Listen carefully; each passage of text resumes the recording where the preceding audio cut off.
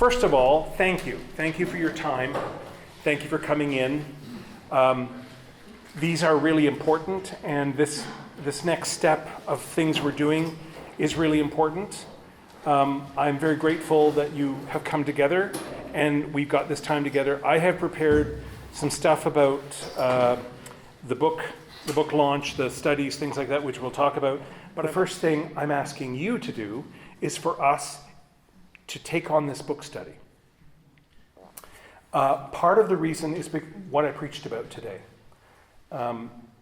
The middle, I don't like the term middle of the road, but the ancient Western Catholic tradition that we represent is being shouted down in all levels of media. And the message that's shouting it down is painful and dangerous. And so we need to sharpen up our catechetical work. And that's where this project came from. I have here, and before I say anything else, I know that you know how to run a book study. I know that. And I am not being in any way condescending or trying to infantilize you. What I have here is a sample of a 6, an 8, or a 12-week program, depending on what you want to run. And I've attached to it a simple lesson plan so that none of you can say, I don't know how to do this. I know you know how to do it, right? This is just me saying, you have no excuse.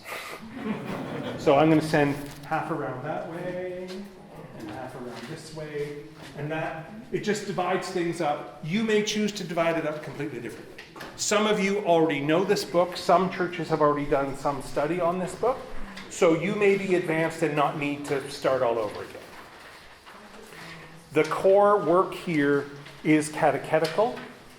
Folks who have used this book have sworn to me that the conversations with the laity are extraordinary when they begin to actually talk about what does your church teach? What does the church believe?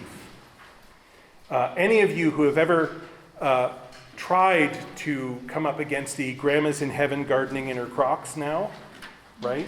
Or tried to teach what the church teaches about death and resurrection, good luck with that, because when you're up against grandma in her Crocs, or the do not stand at the door and weep poem, or the other stuff that's just out there in pop culture, we at least need to make an effort in proclaiming what it is we believe. Because it is a good thing. It is a good road, as the Creed would tell me. It's a good gospel. And it is not based in fear, and it's not based in lack, and it's not based in belligerence or terror or any of those things. We have something which the world around us needs. And I'd like all of our parishes to start in using this book as a way of having those conversations. Any questions so far? Or even comments? Yes? I have a request. Yes. That you might do, you probably are already going to do this, but you would do a video encouragement introduction that we could use and say sort of what you just have said now. It is as if you are reading my mind, because I'm going to do a larger introduction, but I'm also going to do about a 2 to 3 minute introduction of each week according to that schedule. So maybe 150 to 200 words, just saying, tonight we're going to talk about the Eucharist. It's the thing we do all the time, but not everyone understands that this ancient way of doing worship has a history and a way forward. So, and that's why Mark is here. Mark's recording this so that the clergy who couldn't be here will have some sense of what we did. But Mark is going to work with me, and we're going to have all of these videos. The fun part is, Scott Gunn from Forward Movement said, can we have those videos? Because they're going to put them together as a package for people who use To Love and Serve in the future, and say, here's 12 little introductory videos to each of your nights. So thank you, Lynn, for the suggestion. We're on it. Yes, John. Okay, so back to the study. You will know best what your people need, want. You don't have to do it in order of the book. You don't, use this resource. It's very good. This was a book originally called Walk in Love, written by Scott and, what's the other author's name? It's on the front. Melody. Yeah.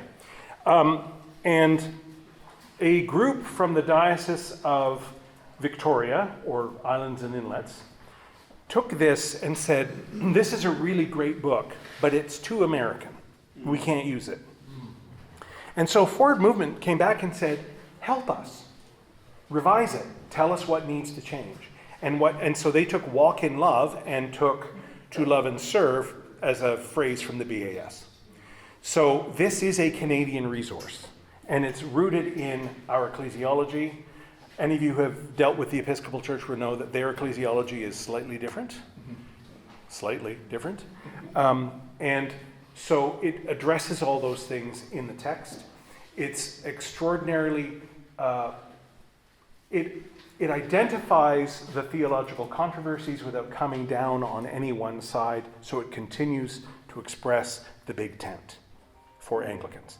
And for our people, it's a chance to sort of say, yes, Mrs. McGillicuddy, that is a normative way of thinking about the Eucharist. And yes, Mr. Orange Lodge, that too is considered a normative way of thinking about the Eucharist, so that people can understand and develop in their faith. Further questions, comments?